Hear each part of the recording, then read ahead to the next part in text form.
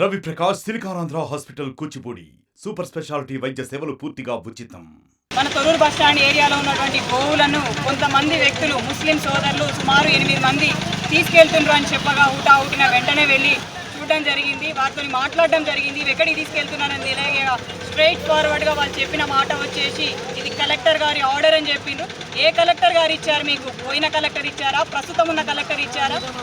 ఎవరిచ్చారని నిలదీయగా వెంటనే ఒక మున్సిపల్ సిబ్బందికి చెందినటువంటి చిరంజీవి జవాన్ అనే వ్యక్తికి కాల్ చేసి మాతో పాటు వచ్చిన ఒక వ్యక్తితోని మాట్లాడించిండు. అసలు నీకేం రైట్ ఉంది, నువ్వెవరు ఆపడానికి అని చెప్పి ఆ చిరంజీవి జవాన్ అనే మున్సిపల్ సిబ్బంది మమ్మల్ని ప్రశ్నించడం జరిగింది, దటాయించడం జరిగింది.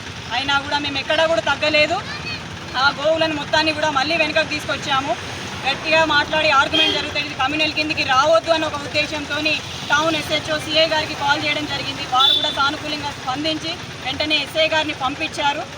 ఎక్కడ వచ్చిన ఇష్యూ ఎక్కడ వచ్చింది అని అంటే ఎంతసేపటికి వాళ్ళు మాకు కలెక్టర్ గారు ఆర్డర్ ఉంది, ఇంకొకటి మున్సిపల్ సిబ్బంది ప్రోత్సాహంతోనే జరుగుతుంది అని చెప్పడం దురదృష్టకరం. 2 రోజుల క్రింద అంటే 13వ తారీఖు కంటే ముందు 2 రోజుల ముందు 11వ తారీఖు రోజున ఒక న్యూస్ క్లిప్పింగ్ వచ్చింది. రోడ్ల మీద పడుకున్నటువంటి గోవుల వల్ల ఇబ్బంది జరుగుతుంది అనేది ఒక న్యూస్ పేపర్ కవర్ చేసింది. దానికి మున్సిపల్ శాఖ చేయాల్సింది ఎవరికి పడితే వాళ్ళకి అప్పచెప్పడం కాదు. మన మానుకోట మున్సిపాలిటీకి సంబంధించి బందెలదొడ్డి అనేది ఒకటి ఉంది. దాన్ని నిర్వీర్యంగా వదిలేశారు. దానికి ఒక కాంపౌండ్ లేదు, పట్టించుకునే నాదుడే లేడు.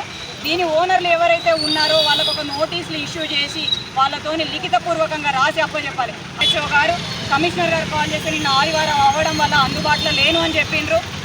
ఇవాళ మాట్లాడుతా అని చెప్పిండ్రు. దురదృష్టం ఏంటంటే municipal chairman is a very responsible and primary citizen of Manukota. ఆయన చేయాల్సిందే మున్సిపల్ కమిషనర్ గారితో డిస్కస్ చేసేయాలి.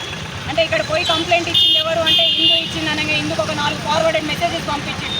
దురదృష్టం ఏంటి అంటే 4-5 ముస్లిం పేర్లను రాసి ఫోన్ నెంబర్లు రాసి వీరే వాటి ఓనర్లను. How can you judge that? What the proof you got with them అని నేను అడుగుతున్నాను. దీనికి మీరు ఖచ్చితంగా సమాధానం చెప్పాలి. ఎవరైతే ఓనర్లు ఉన్నారో వాళ్ళ దగ్గరికి మేము కూడా వస్తాము. వాళ్ళు పెంచుకునే వసతులు సదుపాయాలు ఏమున్నాయో కూడా చూడాలి. ఇది ఇక్కడితోనే వదిలిపెట్టాము. కబేలాలకు ఎక్కడ కూడా పర్మిషన్ లేదు.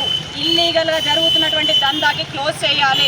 ఇది ఏది కూడా కమ్యూనల్ కింద పోలీస్ శాఖ కానీ కలెక్టర్ కానీ ప్రజానికం కానీ చూడొద్దు. హిందూ ముస్లిం బాయి ఎట్లా ఉన్నారో అట్లనే ఉంటుంది. కేవలం ఇది చూసేది నేను ఒక హైందవ బిడ్డగా, రైతు బిడ్డగా మాత్రమే ఇది పోరాటం చేస్తాను. మరిన్ని వీడియోస్ కోసం ఛానల్ ని సబ్స్క్రైబ్ చేయండి. లేటెస్ట్ అప్డేట్స్ కోసం వాట్సాప్ ఛానల్ ని ఫాలో చేయండి. అండ్ లింక్ డిస్క్రిప్షన్ లో ఉంది.